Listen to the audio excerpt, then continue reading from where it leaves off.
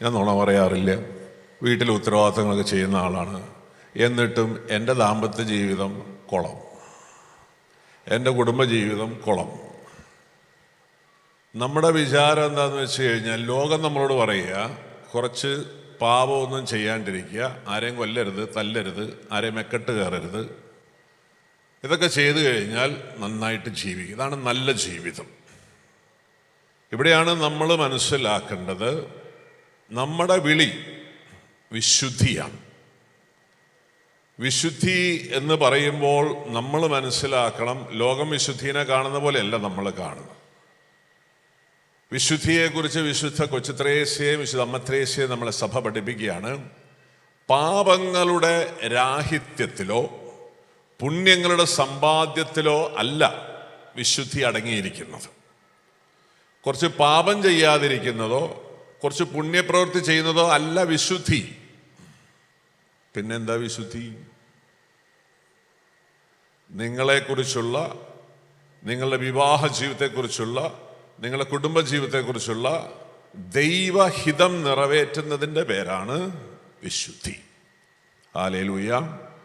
നമ്മുടെയൊക്കെ ജീവിതത്തിൽ സംഭവിക്കുന്ന ഒരു വലിയ പ്രശ്നമാണ്, ലോകം പറയുന്ന കുറേ നല്ല കാര്യങ്ങളൊക്കെ നമ്മൾ ജീവിതത്തിൽ ചെയ്യുന്നു, പിന്നെ അതിൻ്റെ കൂടെ നമ്മൾ ഇച്ചിരി പ്രാർത്ഥന നടത്തുന്നു, പള്ളിയിൽ പോകുന്നു. ഇതൊക്കെ ചെയ്തു കഴിയുമ്പോൾ നമ്മുടെ ജീവിതം വിശുദ്ധമായെന്ന് വിചാരിക്കുക. നോ, നമ്മുടെ ജീവിതത്തിൽ ദൈവത്തിൻ്റെ ഇടപെടൽ ഉണ്ടാകണമെങ്കിൽ നമ്മൾ ദൈവഹിതപ്രകാരം ജീവിതത്തെ ക്രമപ്പെടുത്തണം. നിങ്ങൾ ഞാൻ പറയുന്നത് തെറ്റിദ്ധരിക്കരുത്. പള്ളിയിൽ പോയതുകൊണ്ടോ, നിങ്ങൾ ദിവസം കുർബാനയ്ക്ക് പോയതുകൊണ്ടോ, നിങ്ങൾ ജപമാല ചൊല്ലിയതുകൊണ്ടോ, നിങ്ങൾ 40 ദിവസം ഉപവസിച്ചുകൊണ്ടോ ദൈവം നിങ്ങളുടെ ജീവിതത്തിൽ ഇടപെടില്ല. കാരണം നമ്മൾ കുറച്ച് ആത്മീയ കർമ്മങ്ങൾ ചെയ്ത് ദൈവത്തെ പ്രാപിക്കുക എന്നുള്ളതല്ല. ആത്മീയ കർമ്മങ്ങൾ അതിൽ തന്നെ ഒരു ഗുണവുമില്ല. എല്ലാ ആത്മീയ കർമ്മങ്ങളും നമ്മളെ പരമ ലക്ഷ്യമായ ദൈവത്തിങ്കിലേക്ക് നമ്മളെ എത്തിക്കണം.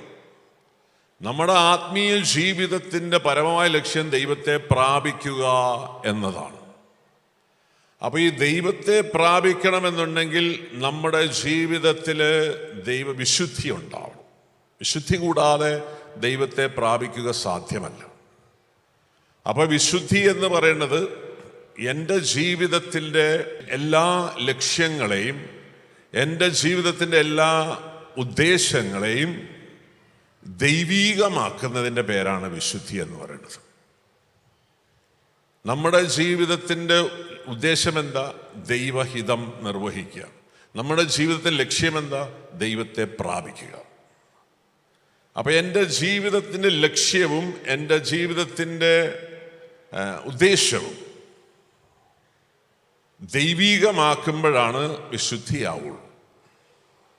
അപ്പം ഇവിടെയാണ് നമ്മളൊക്കെ ഇന്നും ഈ പല ധ്യാനങ്ങൾ കൂടി പ്രാർത്ഥിച്ചു പോയിട്ട് നമ്മുടെ ഒന്നും ദാമ്പത്യ ജീവിതം, കുടുംബജീവിതങ്ങളിൽ ഈ പറയുന്ന ആ പറുദീസയിലുള്ള വലിയ സൗഭാഗ്യങ്ങൾ, ആ വലിയ അതിസ്വാഭാവിക ജീവിതം ഉണ്ടാകുന്നില്ല. അപ്പോൾ ഇവിടെയാണ് നമ്മൾ ഈ കാര്യങ്ങൾ നമ്മൾ പഠിക്കണം. ആദിയിൽ ഇങ്ങനെ ആയിരുന്നില്ല, ദൈവം ഇങ്ങനെ ആയിരുന്നില്ല ഇത് വിഭാവന ചെയ്തു.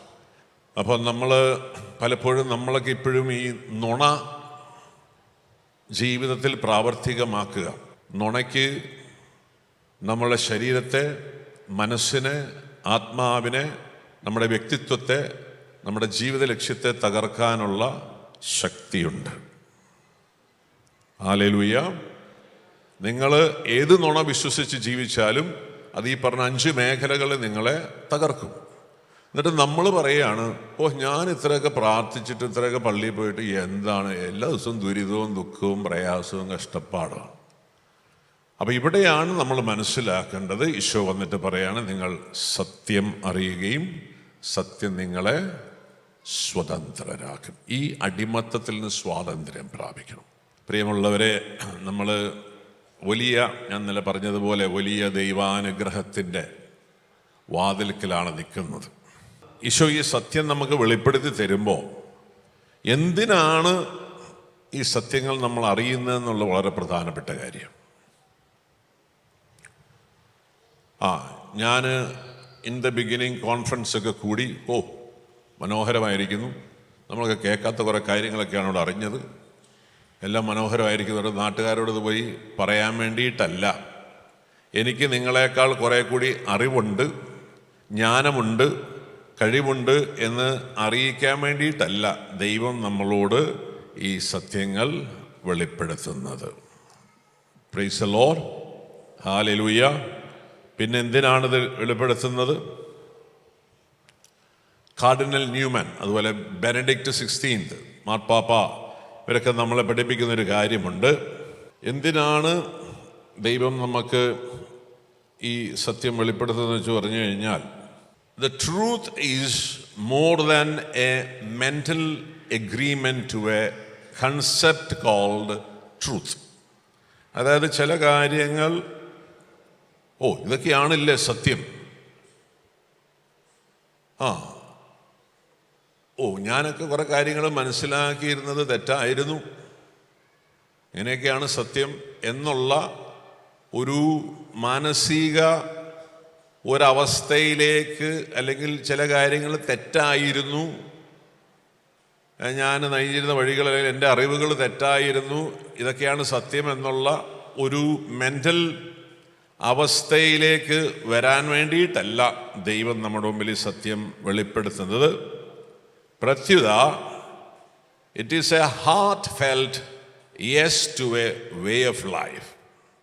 That way of life becomes measurable in our lifestyle of freedom. അപ്പം ഈ സത്യത്തിനോട്, നമ്മൾക്ക് ദൈവം വെളിപ്പെടുത്തി തരുന്ന സത്യങ്ങളോട്, കാരണം നമ്മളെല്ലാവരും, ലോകത്തിലെല്ലാ മനുഷ്യരും നുണയാണ് വിശ്വസിച്ചുകൊണ്ടിരിക്കുന്നത്. നമ്മളെ ദൈവം, സാത്താൻ പറഞ്ഞ നുണ എന്താ? ദൈവത്തെക്കുറിച്ച് അവൻ നുണ പറഞ്ഞു, അതിനോട് ചേർന്ന് മനുഷ്യരെക്കുറിച്ചും അവൻ നുണ പറയുകയാണ്. അപ്പം ഈ രണ്ട് നുണകളുടെ അടിസ്ഥാനത്തിലാണ് നമ്മളൊക്കെ നമ്മുടെ ആത്മീയ ജീവിതം നയിച്ചുകൊണ്ടിരിക്കുന്നത്. നമ്മുടെ ഭൗതിക ജീവിതത്തിന് ഇത് പ്രശ്നമല്ല. ഭൗതിക ജീവിതത്തിൽ നിങ്ങളിപ്പോൾ ഇച്ചിരി നുണ വിശ്വസിച്ച് ഭൂമി ഉരുണ്ടതാണെന്നാണ് നമ്മളോട് പറഞ്ഞിരിക്കുന്നത്. ഭൂമി പരന്നതായാലും ഭൂമി ത്രികോണത്തിലായാലും നമ്മളെ ഒന്നും ബാധിക്കാൻ പോകുന്നില്ല. ഹല്ലേലൂയ, പോരാ, ഹല്ലേലൂയ. ഇനി വെള്ളത്തിൻ്റെ മോളിക്കുലർ ഫോർമുല എന്താണ്? H2O. അതിപ്പോൾ H3O ആയാലും നമ്മളെ ഒന്നും അത് ബാധിക്കാൻ പോകുന്നില്ല. അപ്പം ഈ ലോക ജീവിതത്തിലെ കാര്യങ്ങൾ സത്യമായാലും നുണയായാലും നമുക്ക് വലിയ പ്രശ്നമുള്ള കാര്യമല്ല. പക്ഷേ നീ വിശ്വസിക്കുന്ന കാര്യങ്ങൾ സത്യമല്ലെങ്കിൽ നിന്റെ വിശ്വാസ ജീവിതം നിന്റെ ജീവിതത്തിൽ വലിയ ദുരിതങ്ങളും തകർച്ചകളും നഷ്ടങ്ങളും കൊണ്ടുവരും. ഇവിടെയാണ് ആത്മീയ ജീവിതത്തെക്കുറിച്ച് നമുക്ക് വളരെ കൃത്യതയുണ്ടാവണം. ഇപ്പം 4+4 8 എന്നാണ് നിങ്ങൾ പഠിച്ചത്. അതിപ്പോൾ നിങ്ങൾക്ക് വലിയ വിവരവും ഇല്ലെങ്കിലും കുറച്ച് പൈസയോ ഇല്ലൊക്കെ നഷ്ടപ്പെടുന്നുള്ളൂ. അത് വലിയ കുഴപ്പമുള്ള കാര്യമൊന്നുമല്ല. പക്ഷേ നിങ്ങൾ വിശ്വസിക്കുന്ന കാര്യങ്ങൾ തെറ്റാണെങ്കിൽ, നിങ്ങൾ ആത്മീയ ജീവിതം നയിക്കുന്ന വഴി തെറ്റാണെങ്കിൽ, അത് നമ്മുടെ ജീവിതത്തിൽ വലിയ നഷ്ടങ്ങൾ കൊണ്ടുവരും. ഇതാണ് ആദ്യ പാപത്തിൽ സംഭവിച്ചത്.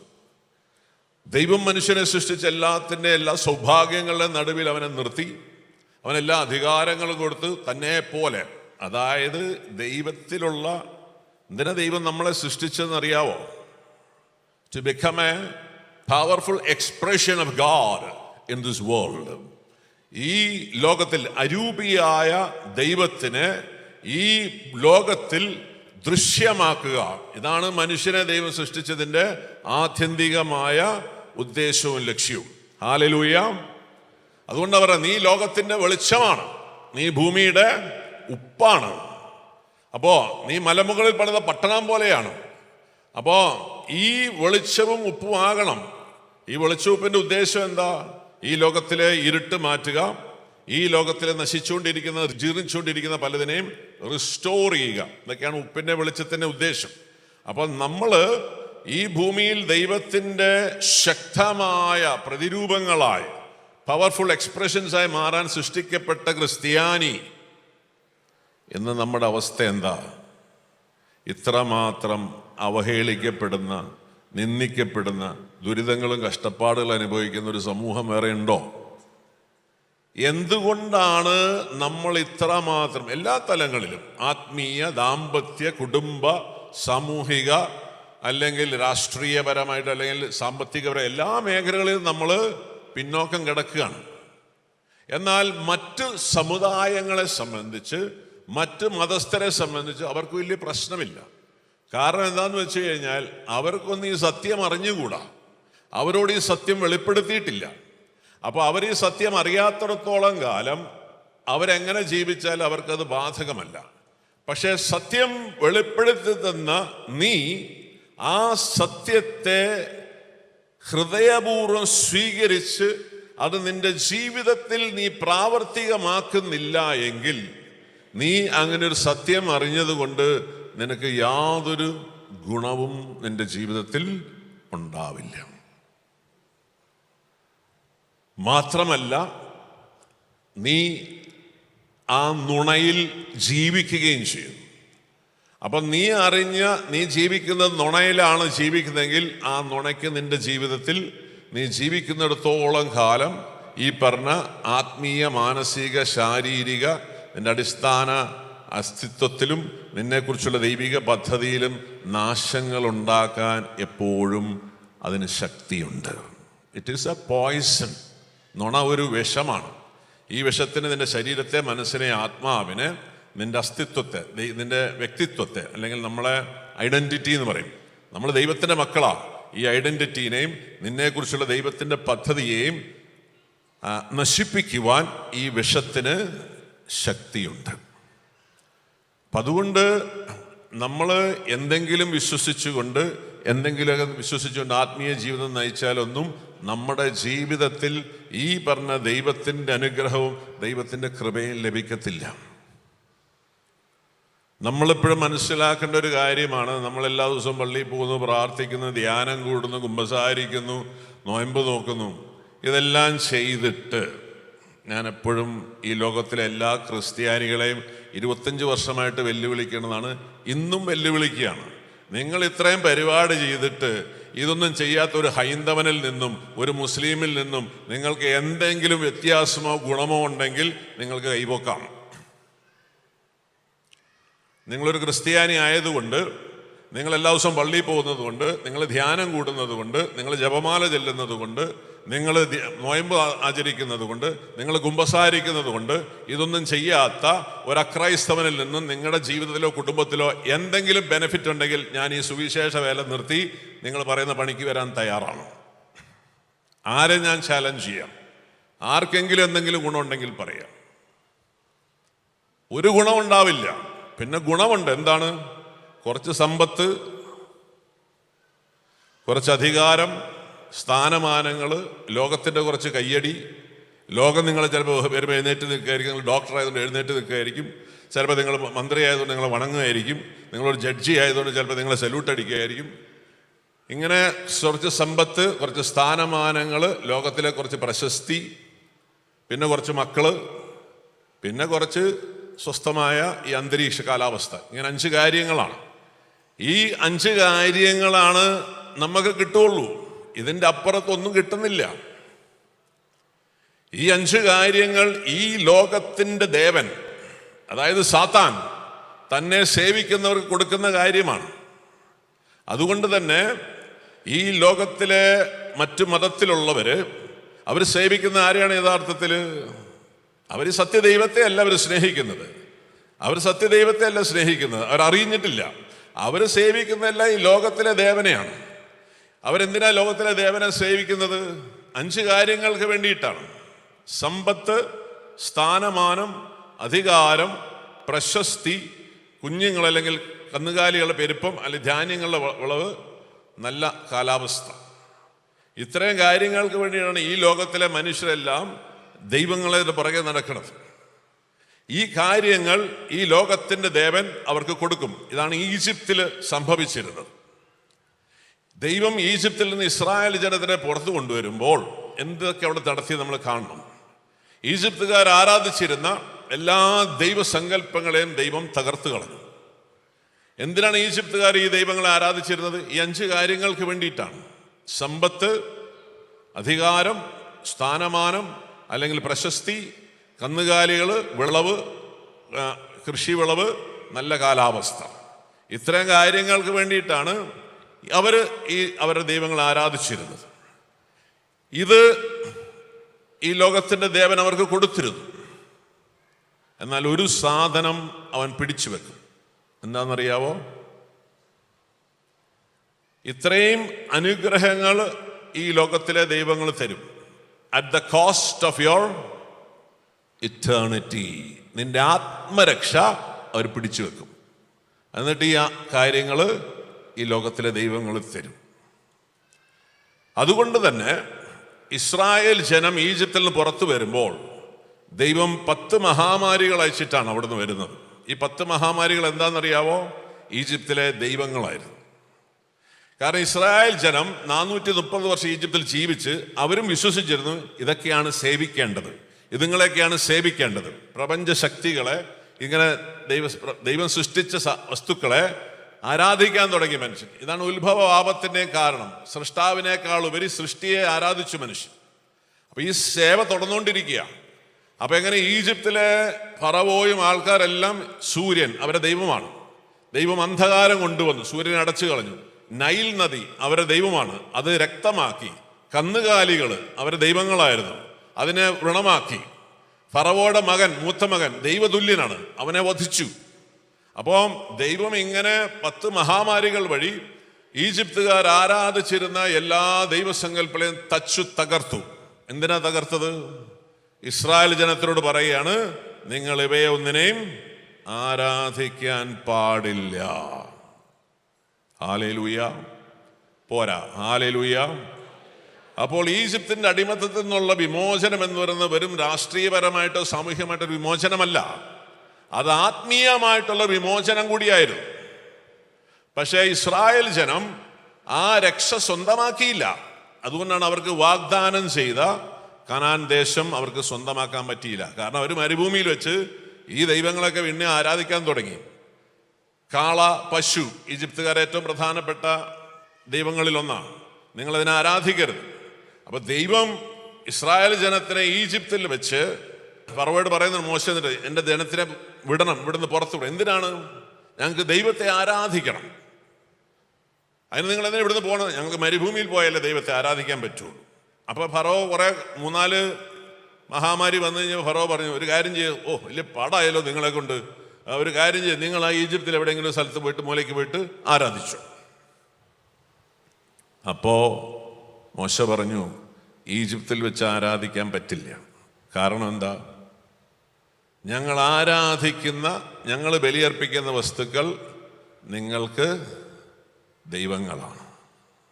എന്തിനാണ് ബലിയർപ്പിക്കാൻ കർത്താവ് പറഞ്ഞത്? കാളേനെയും പശുവിനെയും ആടിനെയും വേണം നിങ്ങൾ ബലിയർപ്പിക്കാൻ. ഈ 430 വർഷം നിങ്ങൾ ഈജിപ്തുകാർ സേവിച്ചിരുന്ന ദൈവങ്ങളെ നിങ്ങൾ എന്ത് ചെയ്യണം? ബലിയർപ്പിക്കണം. എന്തിനാണ്? നിങ്ങൾക്ക് കാനാൻ ദേശം കിട്ടണമെങ്കിൽ, വാഗ്ദത്ത ഭൂമി നിങ്ങൾക്ക് കിട്ടണമെങ്കിൽ നിങ്ങൾ ഇതിനെ ബലിയർപ്പിക്കണം. അപ്പം ഞങ്ങൾ ഇതിനെ ബലിയർപ്പിക്കുന്നത്, നിങ്ങളുടെ ദൈവങ്ങളെയാണ് ഞങ്ങളോട് ദൈവം ബലിയർപ്പിക്കാൻ പറയും. ഇത് കണ്ടാൽ നിങ്ങൾക്ക് പ്രശ്നമാണ്. അതുകൊണ്ട് ഞങ്ങൾക്ക് ഈജിപ്തിൽ വെച്ച് ആരാധിക്കാൻ പറ്റില്ല, ഞങ്ങളെ പുറത്തു വിടണം. ഹല്ലേലൂയ. പോരാ, ഹല്ലേലൂയ, ഹല്ലേലൂയ. അപ്പോ അങ്ങനെയാണ് എല്ലാ ദൈവസങ്കല്പങ്ങളെയും തകർത്ത് സത്യദൈവത്തെ ലോകത്തിനു മുമ്പിൽ കാണിച്ചുകൊണ്ട് ഫറവോയെ കടലിൽ മുക്കി, ലോകത്തിന് ഏറ്റവും വലിയ സൈന്യാധിപന, രാജ്യത്തിലെ തലവനെ ഫറവോയിൽ മുക്കി. ദൈവം പറയാണ്, ഞാൻ മാത്രമാണ് ഈ ഭൂമിയിലെ ഏക സത്യ ദൈവം, ഞാനല്ലാതെ വേറൊരു ദൈവം ഈ ഭൂമിയിൽ ഇല്ല. വിശ്വസിക്കുന്നുണ്ടോ? ഇല്ലേ? കാരണം നീ ഇപ്പോഴും സേവിക്കുന്നത് ഇതിനെയൊക്കെയാണ്. ഇത് നഷ്ടപ്പെട്ടതിന്റെ വേദനയല്ലേ നിന്നെ പള്ളിയിലേക്ക് കൊണ്ടുവരുന്നത്? ഇതില്ലാത്തതിന്റെ വേദനയല്ലേ നിന്നെ ധ്യാന മന്ദിരത്തിലേക്ക് കൊണ്ടുവന്നത്? അല്ലാത്തൊരു കൈവെക്കുക. ഈ ഭൗതിക വസ്തുക്കളുടെ നഷ്ടവും ഈ ഭൗതിക വസ്തുക്കൾ ഇല്ലാത്തതിന്റെ ദുഃഖവും വേദനയാണ് നിന്നെ ദേവാലയത്തിലേക്ക് കൊണ്ടുവരുന്നത്. അല്ലാതെ നിനക്ക് നിന്റെ ആത്മാവ് നഷ്ടപ്പെട്ടതോ, നിന്റെ ജീവിത പങ്കാളി ക്രിസ്തുവിൽ എത്താത്തതോ, നിന്റെ മക്കൾ ആത്മരക്ഷ പ്രാപിക്കാത്തതോ അല്ല നിന്റെ ദുഃഖ കാരണം. നിന്റെ ദുഃഖ കാരണം, നിന്റെ നിരാശ, നിന്റെ സങ്കടം, നീ ഭാര്യ ഭർത്താവിനെ തല്ലുപിടിക്കുന്നത്, നിന്റെ സഹോദരങ്ങളെ തല്ലുപിടിക്കുന്നത്, നിന്റെ മാതാപിതാക്കളെ തല്ലുപിടിക്കുന്നത് എന്തിന്റെ ബേസിസിലാ? സ്വർഗം കിട്ടാത്തതിന്റെ ബേസിസിലാണോ? അല്ല. 10 സെന്റില്ല, സ്ത്രീധനമില്ല, സ്വർണം കൊണ്ടുപോയി കൊടുത്ത് തിരിച്ചു തന്നില്ല, അവന് കൂടുതൽ കൊടുത്തു, ഇവന് കൂടുതൽ കിട്ടി, ഭാര്യയ്ക്ക് കൂടുതൽ ജോലി, ഭർത്താവിന് സമയമില്ല. ആണ്. ഇതല്ല ഇപ്പോഴും നിങ്ങളുടെ ദുഃഖ കാരണം. ഈ ദുഃഖം യേശു നികത്തില്ല. അതിനെല്ലാം വന്നത്, യേശു ഭൂമിയിൽ വന്നത് നിങ്ങളുടെ ഈ ലോകത്തിലെ കുറച്ച് കാര്യങ്ങൾ സെറ്റിൽ ചെയ്യാൻ വേണ്ടിയിട്ടല്ല. You have lost paradise, you have lost connection with God. അത് റിസ്റ്റോർ ചെയ്യാൻ വേണ്ടിയിട്ടാണ് യേശു വന്നത്. ദൈവം തന്റെ പുത്രൻ ലോകത്തിലേക്ക് അയച്ചത്, അവനിൽ വിശ്വസിക്കുന്നത് നിങ്ങൾ എന്തിനു വേണ്ടിയിട്ടാണ് ദൈവം തന്റെ പുത്രൻ ലോകത്തിലേക്ക് അയച്ചത്? അവനിൽ വിശ്വസിക്കുന്നവർ നശിച്ചു പോകാതെ നിത്യജീവൻ പ്രാപിക്കാൻ വേണ്ടിയിട്ടാണ്. എന്താണ് നിത്യജീവൻ? ഏകസത്യ ദൈവത്തെയും അവിടുന്ന് അയച്ച യേശു ക്രിസ്തുവിനെയും അറിയുക. ഈ ത്രിത്വൈക ദൈവവുമായിട്ടുള്ള സ്നേഹബന്ധം നഷ്ടപ്പെട്ടതാണ് മാനവകുലത്തിന്റെ നിങ്ങളുടെ അടിസ്ഥാന പ്രശ്നം. ഈ പ്രശ്നം പരിഹരിക്കാൻ വേണ്ടിയിട്ടാണ് യേശു ദൈവം ഭൂമിയിൽ മനുഷ്യാവതാരം ചെയ്ത് കുരിശിൽ ബലിയായി അവൻ അനുരഞ്ജനം സ്ഥാപിച്ചു. Praise the Lord. പോരാ, ഹല്ലേലൂയ, ഹല്ലേലൂയ. പക്ഷെ നിങ്ങൾ എന്തിനാണ് യേശുവിന്റെ പുറകെ നടക്കുന്നത്? ഇതിനാണോ? ദൈവമായിട്ടുള്ള ബന്ധം നഷ്ടപ്പെട്ടതിന് വേദനയാണോ? നിങ്ങളെ മക്കൾ ദൈവമായിട്ടുള്ള ബന്ധം നഷ്ടപ്പെട്ട വേദന ഉള്ളവരാണോ? അല്ല.